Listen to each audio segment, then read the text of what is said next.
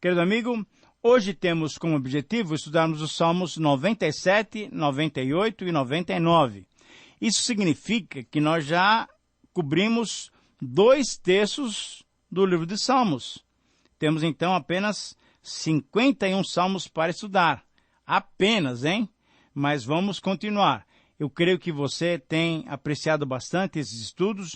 Já temos recebido cartas em relação aos salmos e e-mails também dizendo como tem sido útil esse estudo, esse aprofundamento nesse livro tão importante que revela as nossas emoções diante do Senhor. Devemos lembrar que esses salmos fazem parte daquela seção que nós temos e chamamos de quarto livro dentro do livro dos Salmos.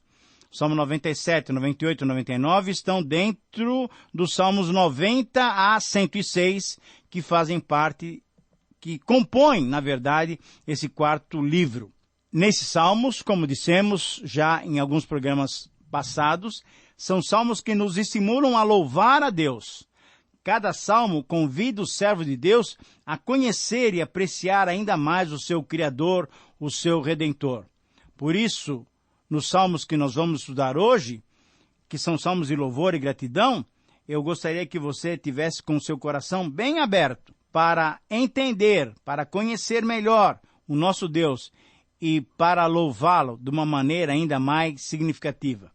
O título do Salmo 97 é O Reino de Deus. Salmo 97, título O Reino de Deus. Esse é um salmo, um hino sobre a majestade, sobre a grandiosidade divina. Ele tem um início marcante com uma declaração no verso 1 de que, pelo fato de Deus reinar, toda a terra, não só eu ou você, não só os servos de Deus, mas toda a terra deve regozijar-se. O estabelecimento do reino de Deus é um motivo de grande alegria, de real regozijo de toda a criação, na verdade. Mas caminhando pelo Salmo depois, o salmista usa uma linguagem teofânica, da teofania, descrevendo Deus em termos humanos. Ele nos conduz, então, a um final em que é possível perceber claramente a implicação para todos os seres humanos. O apelo do verso 10 nos traz um posicionamento muito objetivo. Vós que amais o Senhor e detestai o mal. É assim que devemos nos posicionar diante de Deus, deixando-nos impactar pelo seu grande poder, mas, sobretudo, pedindo forças para vivermos de acordo com a sua vontade. Por isso, o tema do Salmo é a justiça e o juízo de Deus, que são a base desse trono de Deus, desse trono, desse rei que governa e dirige o universo. E o desafio do Salmo para nós é o seguinte: sendo o Senhor o único Deus, todo o universo é conclamado a se submeter ao reinado divino. Eu repito essa frase que sintetiza esse primeiro salmo que estamos estudando hoje, o Salmo 97. Sendo o Senhor o único Deus, todo o universo, toda a criação é conclamada, todo o universo é conclamado a se submeter a esse reinado, ao reinado divino. Nós temos aqui 5 características do reino de Deus. Esse reino de Deus tão maravilhoso que foi inaugurado de uma maneira específica na vinda do Senhor Jesus Cristo, ele tem algumas características. E a primeira característica, no verso 1, é que o reino de Deus é universal. A declaração do reinado de Deus, do domínio do Senhor, é uma declaração do seu estabelecimento por toda a terra, por todo o universo, na verdade. E isso deve trazer alegria, regozijo para todos, porque em Deus não há sombra de variação. Uma segunda característica do reino de Deus é que é um reino glorioso. O santo caráter de Deus se manifesta diante de toda a sua criação. Compare nos versículos 2 a 6 o fogo que vai adiante dele, consumindo os seus inimigos. Os inimigos de Deus são aqueles que não querem se submeter aos seus propósitos salvíficos. Por quê? porque rejeitam os planos de Deus e assim perecem. Todo o trecho é repleto de figuras poéticas para ressaltarem a majestade e a glória de Deus. A intenção do salmista, ao invés de fazer um desenho descritivo de Deus, foi, antes de tudo, inspirar um sentimento de louvor e adoração ao Senhor. A glória do Senhor também se pode ver na manifestação da sua justiça, que indica o quê? Que o reino de Deus, além de ser glorioso, é um reino moral e ético. Em terceiro lugar, o reino de Deus é descrito como um reino soberano. É soberano porque, na verdade, os ídolos e os deuses não são nada. Conforme Paulo nos diz lá em 1 Coríntios 10, quem está por trás dos ídolos e das imagens são os demônios. Deus é soberano porque Ele é único. Quem procura satisfazer-se nesses ídolos fica confundido, não tem discernimento. Mas quem adora a Deus não se confunde. Os homens se dividem em duas categorias distintas, querido amigo. Em primeiro lugar, os incrédulos, que servem aos ídolos e eles são confundidos. Em segundo lugar, os homens de Deus. Mas isso nós vamos ver nesse quarto motivo para louvarmos a Deus, que descreve então o reino de Deus, no versículo 8 e 9, como reino justo. Reafirmando que os homens se dividem em dois grupos, em duas categorias, dependendo da reação em relação a Deus, temos então, como nós falamos, em primeiro lugar os incrédulos, mas em segundo lugar os fiéis, isso é, os de Sião, os de Judá, que se alegram na justiça de Deus. A justiça do Senhor é o motivo da alegria para o seu povo. Sabe por quê? Porque sabe que o juízo dele é justo. Na verdade, enquanto o mundo, os homens ímpios, têm medo e pavor, o povo de Deus se alegra em Deus, na sua justiça e no seu juízo. Como disse certo estudioso, quando o mundo está alegre, a igreja está triste. Mas quando o mundo está triste e apavorado, a igreja se alegra. Por quê? Ela confia no Senhor. E em quinto lugar, o reino de Deus é descrito como um reino de um Deus santo. Versículos 10 a 12. Para gozar a alegria da luz do Senhor, os que amam a Deus precisam do quê? Veja aí nos versículos 10, 11 e 12. Precisam detestar o mal. Exatamente isso. Sabe por quê? Porque o caráter de Deus é santo. A santidade de Deus exige essa distinção de forma que seja impossível amar o bem sem detestar o mal. E porque estão na luz do Senhor, os justos são convocados para louvarem o santo nome de Deus. Querido amigo, precisamos nos avaliar para sabermos se estamos nas trevas ou se temos sido atingidos pela fulgurante luz do Senhor. E a melhor maneira de colocarmos em prática esse salmo, essa verdade, é orarmos agora, pedindo que Deus revele a sua verdade sobre a nossa vida. Faça isso e peça capacitação para mudar aquilo que for necessário no seu viver. Muito bem, agora estamos diante do Salmo 98. O Salmo 98 é ainda um salmo que nos induz a louvar o Senhor. E o título dele é Os Atributos Divinos. Este é mais um salmo, esse é mais um cântico, chamado Salmos da Realeza. Salmos que mostram que Deus é Rei. Nesses salmos 95 a 100, se exalta a Deus como soberano, como único, que merece ser louvado e adorado. Se o Salmo 97 descreveu a proclamação das boas novas no estabelecimento do reino de Deus, o Salmo 98 é uma espécie de... é como se fosse um hino de coroação, pois proclama com altos sonidos os atributos divinos. Os atributos divinos, então, merecem a nossa atenção para que possamos dar ao Senhor todo o louvor. Esse salmo continua, então, nesse tema da grandiosidade de Deus. E essa grandiosidade é um motivo para nós louvarmos, para tributarmos ao Senhor, como nós estudamos já, toda a glória e força. O salmista diz que Deus merece todo o louvor, porque Ele é justo, que Ele é fiel, Ele é dominador, Ele é soberano e Ele é equânime. Vamos ver qual é o desafio do Salmo para nós. Uma pequena frase sintetiza todo esse Salmo 98. Essa frase muito pequena é facilmente anotável. Anote aí. Toda a criação é convocada para celebrar os atributos divinos. Só isso. Exatamente. Eu vou repetir. Você pode até anotar na sua própria Bíblia. Toda a criação é convocada para celebrar os atributos divinos. Quais são esses atributos que nós podemos celebrar? Nesse salmo nós encontramos pelo menos 5 atributos. Primeiro, nos versos 1 e 2, constatamos o atributo da justiça divina. Deus é justo, querido amigo. As obras maravilhosas de Deus, suas grandes vitórias, a sua destra e o seu braço forte, o seu braço santo, na verdade, lhe alcançaram a vitória.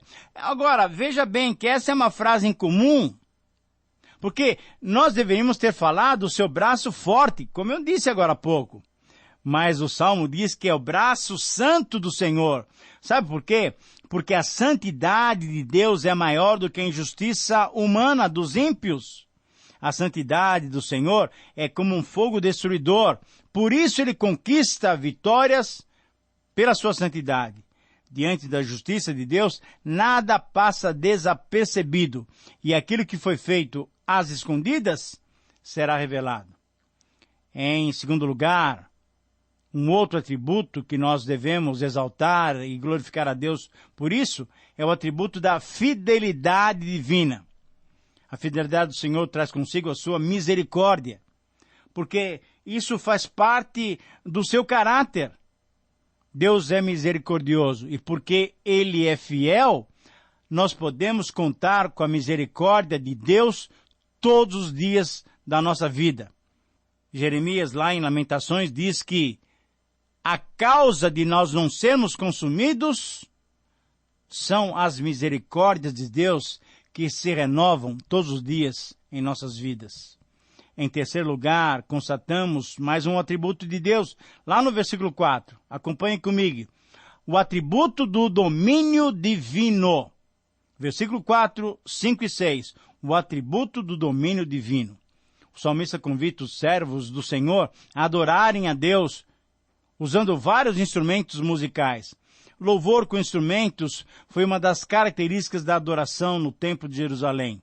Como nós já mencionamos, os imperativos que indicam a ordem para louvar a Deus são, por exemplo, cantar, celebrar, aclamar, regozijar e exaltar. E a natureza também é convocada. E os mares e as águas devem rugir. E as florestas bater palmas. Você nunca viu uma árvore bater palmas, sim? Mas, logicamente, essa é uma figura poética. Mas o que quer dizer o salmista é que todos nós, toda a natureza criada, toda a criatura, deve glorificar a Deus por esse atributo do domínio divino. Querido amigo, você está disposto a participar desse grande coral? E, finalmente, nós vemos mais um atributo divino, que é o da soberania divina, versículos 5 e 6. Diante da realeza divina, a atitude correta, sabe o que é que temos que fazer? Nos curvarmos e nos prostrarmos diante dele. As trombetas e buzinas mencionadas nesse versículo eram instrumentos que, tocados, anunciavam a presença do soberano entre os seus súditos. Portanto, devemos celebrar e exaltar o atributo da soberania divina. E temos ainda o atributo da equidade divina, versículos 7, 8 e 9. É interessante esse paralelismo, onde a segunda frase completa a primeira. No versículo 7, temos duas grandes regiões da vida sendo convocadas para apreciar a equidade divina. O mar, com todas as suas criaturas que vivem nas águas, e o mundo com todas as suas criaturas que vivem na terra. Isso é, toda a criação de Deus celebra a equidade, a justiça divina. Como conclusão, sendo que esse salmo é um convite para celebrarmos com cânticos das mais variadas maneiras o nome do nosso Deus, temos que nos questionar se temos celebrado, se temos valorizado essa tão grande salvação. Que o Senhor possa te abençoar na aplicação dessas verdades para a sua própria vida. E agora, na parte final do nosso programa, temos para refletir o Salmo 99. O Salmo 99 descreve também, nessa sequência de salmos de louvor a Deus, descreve o caráter de Deus. Esse é mais um salmo onde o Senhor é exaltado e celebrado. É um hino que declara e afirma a majestade de Deus, que mostra o governo de Deus e a sua maneira de se comunicar com os seus servos. Sobretudo, nos mostra que Deus é misericordioso. Exaltai ao Senhor é o tema do salmo. Por quê? Porque Ele é santo. Esse salmo se divide em 5 estrofes e nós vamos conseguir percebê-las claramente. Mas o desafio do Senhor, diante da grandiosidade de Deus, que não está apenas no seu poder, mas está também no seu caráter, o desafio do texto para nós, e certamente aplicável às nossas vidas, é o seguinte. Anote, por gentileza, a frase que é a síntese do Salmo 99. Pegou já um papel, uma caneta? Anote então. Para desfrutarmos com maior intensidade da comunhão com Deus, temos que confiar ainda mais no seu caráter. Isso quer dizer o seguinte: quando você confia no caráter de Deus, você pode desfrutar com muito maior intensidade dessa comunhão que Ele, Deus, proporciona, concede a todos aqueles que o amam. Vamos então verificar aqui 5 confirmações sobre o caráter de Deus. Primeiro, Deus é poderoso, versículos 1 a 3. Reina o Senhor. Essa frase aparece aqui pela 4ª vez no livro dos Salmos. Como os salmos anteriores, esse destaca a posição de Deus como rei, rei sobre todos. Fala da santidade, mas fala que Ele é o rei. Nos versos 4 a 5, confirmamos em segundo lugar que Deus é justo. Veja o caráter de Deus, poderoso, justo. Deus, querido amigo, é tão superior que os homens devem se prostrar diante dele. Os imperativos para essa atitude de confirmarmos que Ele é justo são os seguintes. Temam os povos, abale-se a terra, celebrem os povos, exaltem os do seu povo, prostrem-se todos devem se prostrar diante de Deus. Por quê? Porque Ele é justo. E aqui novamente encontramos o binômio justiça e equidade. Em terceiro lugar, o caráter de Deus se mostra novamente de uma maneira especial. Ele é comunicativo. Versículos 6 e 7. Essa é uma expressão muito interessante. Por quê? Porque Deus se revelou ao ser humano. Desde que o primeiro casal pecou, foi Deus quem tomou a iniciativa e procurou o casal para se comunicar com eles. Moisés e Arão, conforme esses versos, tiveram a oportunidade de serem orientados por Deus, que lhes falava da nuvem, registrando então os seus mandamentos e sua lei. Por quê? Porque Deus se comunicou com eles. Querido amigo, Deus se comunica com você. Deus se comunica comigo, Deus se comunica conosco. Ele fala ao nosso coração. Ele fala à nossa mente. Ele fala através da sua palavra. Por isso, o caráter de Deus é um caráter comunicativo. O caráter de Deus também é perdoador. Veja o versículo 8. A ideia da comunicação, da revelação, pressupõe um diálogo, uma conversa entre duas partes. E nessa conversa, Deus se mostra santo e o homem pecador. Mas Deus se mostra misericordioso e perdoador. Mesmo que houvesse disciplina, ela de fato existiu. O perdão de Deus cobre multidão de pecados. E em quinto lugar, no versículo 9, confirmamos que o caráter de Deus é um caráter santo. A grande característica divina é a sua santidade. Essa santidade de Deus, Ele quer também ver no seu povo. Mas essa santidade não é mais buscada no Monte Santo, não. Não. Essa santidade é buscada no relacionamento livre e aberto que nós podemos ter com Deus, mesmo sabendo que Ele é santo. O Senhor, querido amigo, perdoa os pecados para permitir a comunhão do ser humano consigo mesmo. Você tem conhecido cada vez mais a Deus? Você conhece bem o seu caráter? Lembre-se, quanto mais conhecemos a Deus, mais semelhantes a Jesus Cristo nos tornamos. A pergunta que talvez você esteja fazendo aí é como eu posso aplicar essas verdades na minha vida? Da seguinte maneira, lembrando de que, para desfrutarmos com maior intensidade da comunhão com Deus, temos que confiar ainda mais no seu caráter. E o caráter do nosso Deus é santo. Viva uma vida de santidade e desfrute do caráter amplo do nosso Deus. Querido amigo, que Deus lhe abençoe. Um grande e precioso abraço e até o próximo programa. Terminamos mais uma apresentação do programa Através da Bíblia.